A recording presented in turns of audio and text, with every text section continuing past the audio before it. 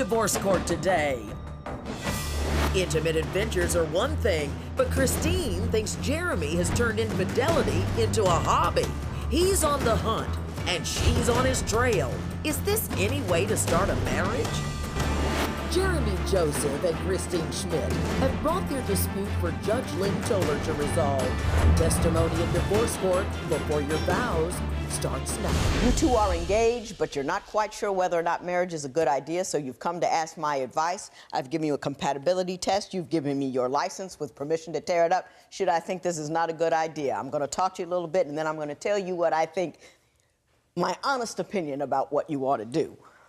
I'm going to start off with Mr. Joseph, yes, because you have, to me, the most alarming problem, which is you believe that your sexual appetite will not allow you to remain faithful to one woman, which to me seems to make marriage a difficult thing. You expound on that for me. I believe I can be in love with one woman and want to hit a big booty every now and then. Women and men look at sex different, you know what I mean? Some men play basketball, some men, you know, skateboard.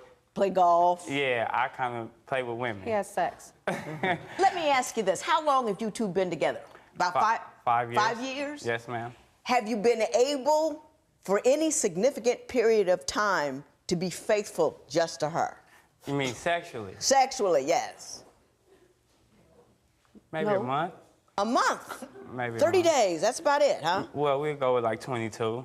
22? Yes. Okay. You're not going to give yourself any credit you don't deserve. It's like it's 22 days. No, she wants the truth. That's why we're here. That's why I called you. She wants the truth. She wants the truth, and you're giving it to her. I need witnesses. I mean, because if I would have said this at home, I may not have been here. Okay. Mr. Joseph is who he is, and he's got a right to be who he is, and he's told you who he is. Why do you still want to marry him? Your Honor, I love him. When I met him, I didn't have anybody. I grew up in foster care, Your Honor, and I didn't have anybody. When I met him, he promised me he would be mine, and that would be it. But it got different. It started off okay. Your Honor, I've had threesomes with him. I've went to swingers clubs trying to help his sexual appetite to keep him at home where I want him to be. Do you see how much that hurts her? I do, Your Honor, but she would never know if she didn't look for the problem. That's his thing. Yes. That's his thing. So you're saying... If I seek, I find. If I don't look, then there's no problem. See, seeking, I'm talking about Encyclopedia Brown, Sherlock Holmes girl, like everything. Like, she goes to the extreme. I don't come back home and act too much different than, you know, what I am, but she assumes that I may be out doing something, so when I come home, it's picking, it's nagging, it's, you know, it's looking for, if I come home happy and I'm still me and everything like that, why are you, you know, looking to hurt yourself? Like, I don't understand about women. Why do you look to hurt yourself? Like, you're looking for something to hurt your own self, which doesn't make any sense to me. So what you're saying is, if we would just look the other way, let you dip your toe in this pool and that one and the other one, and didn't pay attention to it, everybody'd be better off. Everybody'd be happy. He wants me to not care. Everybody. It's not care. It's don't dwell or think on it. You know what I mean? Just know what happens and ignore it. Well, not even know what, because you don't know what happens. You can only assume. Yes, ma'am, it's more or less, somebody can be there, but like not there. You know what I mean? She may be there physically, but like she's not there. You ever had a person, you guys are laughing and joking in the room, one person walks in and like the whole vibe just goes? Right. You be like, what is this? Well, that's kind of how it is. She's doing it, trying to please me, but you're not there. She's not engaged and interested. Right. She's doing something she really doesn't want to do. Yes, Exactly. I do. I go out of my way. I do stuff that I don't want to do to be in a relationship with him. And it's not that I don't appreciate it. I mean, I do. Don't. You know? Look at her. You don't. We wouldn't be here. Look at her. I do, Your Honor. I mean, okay. Ms. Schmidt, let me ask you this. Do you think this is all you deserve? No, I don't. I don't. And we have 2 beautiful kids at home, and they're way more important. When Divorce Court Before Your Vows continues, can a player change his ways? Your mama warned you not to marry your mate. If she was right and divorce is your best option, call toll-free at 1-877-311-2222 or visit our website at divorcecourt.com. Become a fan at facebook.com/divorcecourt. Real people, real conflict, real judgments. Divorce Court continues. What would make you okay with this? What do you want to hear from him? Your Honor, it's not what I want to hear, it's what I want to see. What do you want to see? I want to see him make a real effort to change. I know that it's not going to happen overnight. I know that he can't just, you know, brush it off or erase all the numbers out of his phone and, you know, stop all the relationship that he's in. But make a sincere effort. Don't just tell people I'm only your kid's mother and we're not engaged, or that's what he does. Is that what he does? He lies to people and tell them he just lives with me to help me out with the kids. Mr. Joseph, is that accurate? Not I wasn't mad at you before, but I'm about to get mad at you. I don't volunteer the information as far as I'm engaged. People know I am with someone. They may not know her by name. When you have somebody and you know her heart is in the game, you don't disrespect her. You don't ghost her. You don't make her a side thing. She is your thing. She's putting up with your thing. At the very least, give her some kind of honor and respect. I do, Your Honor. I mean, when she met me, I was a player. I was doing a lot of stuff. I asked God to send me a white girl with a big booty. I did. No, that is what I wanted. That is what I wanted. I had some trouble with some black women, you know, attitudes and stuff like that. So I thought, you know, a white girl. So black women have too much of an attitude to you. You want a healthy white girl. No, my whole thing is a lot of black women that I know feel that you owe them something. I'm not your father that abused you. I'm not your boyfriend that beat your butt. I'm not him. So I don't owe you anything. And a lot of black women that I've come across have had baggage like that. Mm-hmm. So when I asked for... What do you think you owe her? Right now, at this moment, standing here? Yeah. I owe her, honestly, just because I may meet somebody and, are you in a relationship? Yes, I am. But I don't go as far as saying I'm engaged or this or that. It's wrong to an extent. Not to an extent. It is at the very heart of the matter. You have no respect for her. You picked out a vessel that you wanted to. Okay, I'm going to implant her in my life. She's got to be white, so she and a little bit of low self-esteem, so she won't give me too much static. And I'm going to live an independent life. And I got to make sure I get someone who feels not as good about herself as she should, so I can make sure I can do whatever I want to her. Typically, at this point in time, I ask the 2 of you to profess your love for one another. I'm not going to waste your time with that. I'm not going to waste the time with the compatibility test. I'm not going to waste your time with the, well, Look here.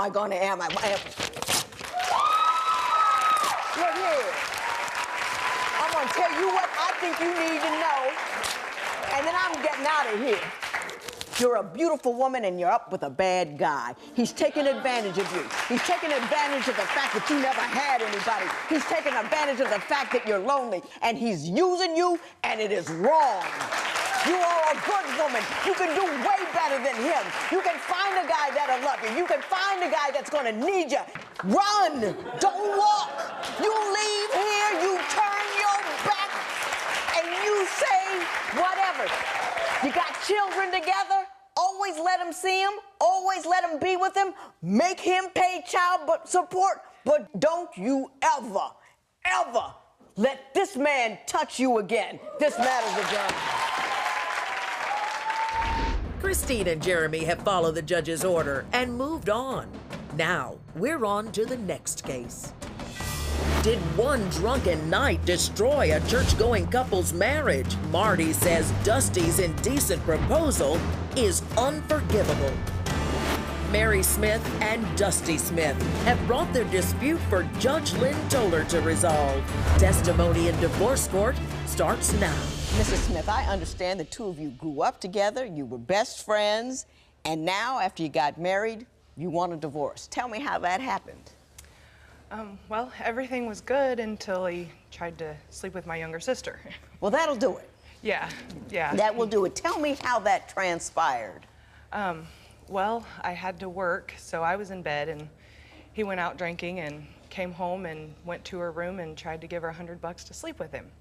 And what did she say? She said, "No, you're like my brother. I can't do that. Are you crazy?" Mr. Smith, did you ask her sister to have sex with you for $100? I did, Judge. Now, were you drunk? Yes. Did you like the sister all along? No. What was on your mind? Don't know. I was drunk. That was my excuse. That's... Mrs. Smith, how did you find out about that? She told me. He gave her $20 not to tell me. So 2 days later, she brings me the $20 And said, she's like, "This is dirty money. I don't want this." And I'm like, "What do you mean dirty money?" She's like, "Well, Dusty tried to sleep with me. He offered me $100. She told him no. He's like, "Well, how about a boob shot?" But just Yeah. a flash? Yeah. Mr. Smith! I don't know what to say, Judge. I mean, you know, sometimes you're a mean drunk, sometimes you're a jolly drunk. Are you just like a stupid drunk? I mean, it's just like... That night I was. I mean, when you get drunk, you just do really stupid things, No, is that? Just that night. That one night, that was out a of the bad- blue. Yeah, that was a bad night. But understand, however, there was another situation with another sister at some point. Yeah.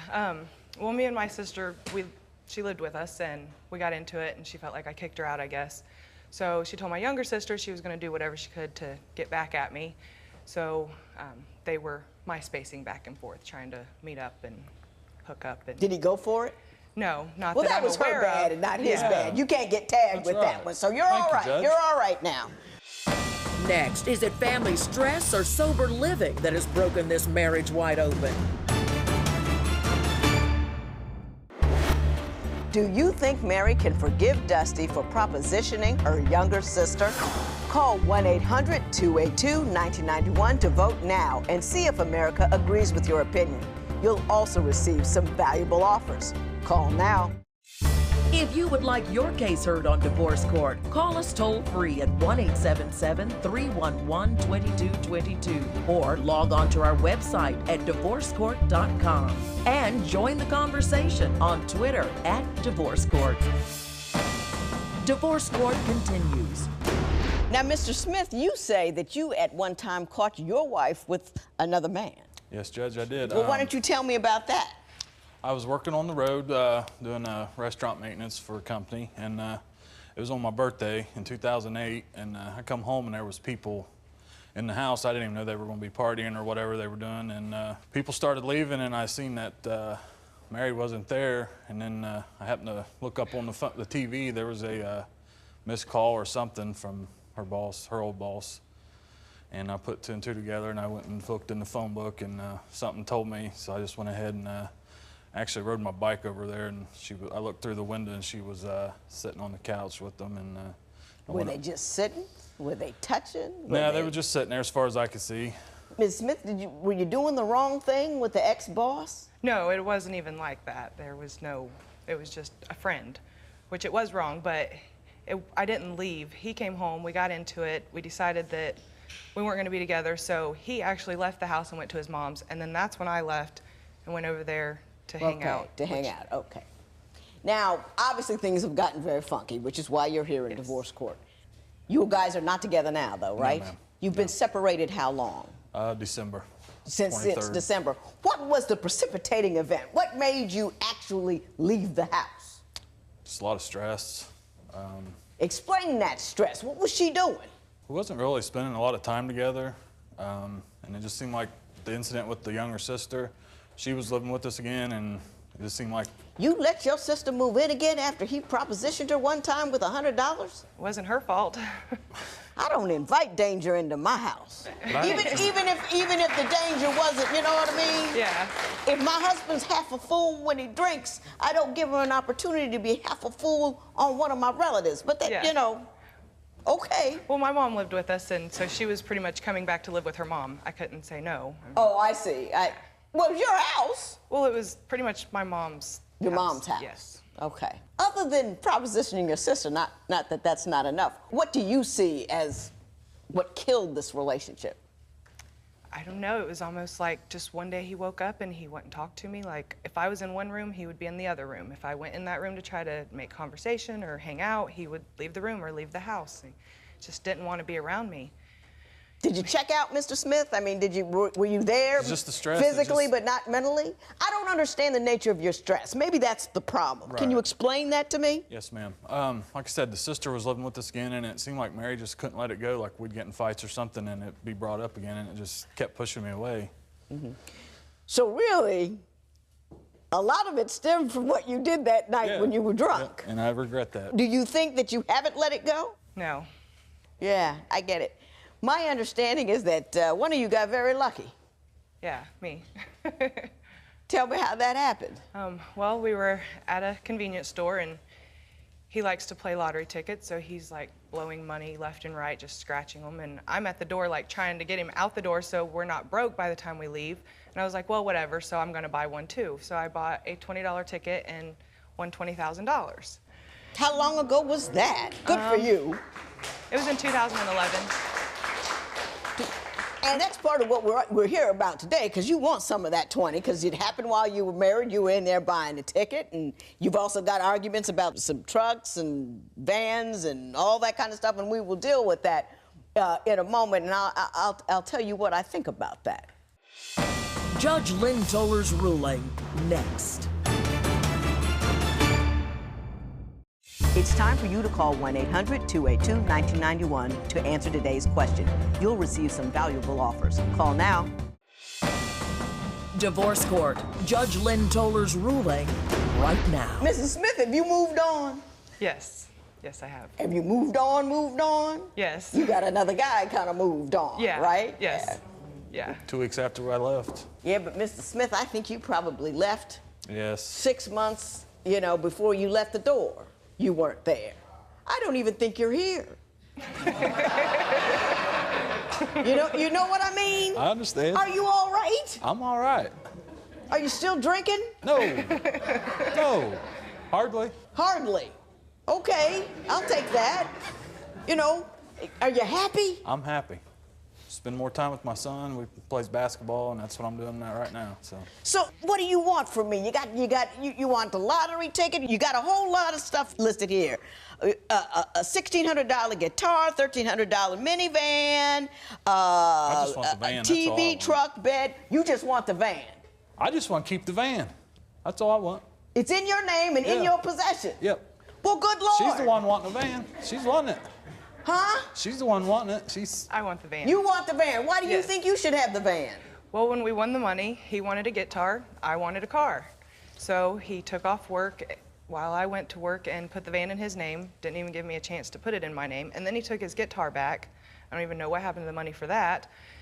And so when we split up, he said I could keep the van because he had a truck. Mm-hmm. So I had the van, I was at work, and he started texting me one night, and he's like, well, he's already moved out and took everything that he wanted, and then he's like, well, I want this and I want that. Well, he wanted the refrigerator, and my mom, she has to keep her medicine cold, and we have a baby, my nephew lives there, and so I'm like, I need the fridge, and I'm at work, I don't have time to deal with this, just do whatever. So he shows up at my work and took the van. I got a text message saying that she does not want the van. Mrs. Smith, you got a new man. I wouldn't worry about the van. I wouldn't bother with it. I wouldn't text him or do anything about it. You got a new man. You got a new car. Yes. I hereby grant you a new life. This matter is adjourned. Thank you.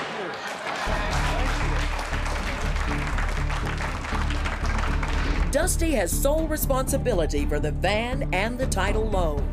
Mary has happily moved on. Post a comment or submit your case at divorcecourt.com or call toll-free 1-877-311-2222. Follow us on Facebook and Twitter at Divorce Court.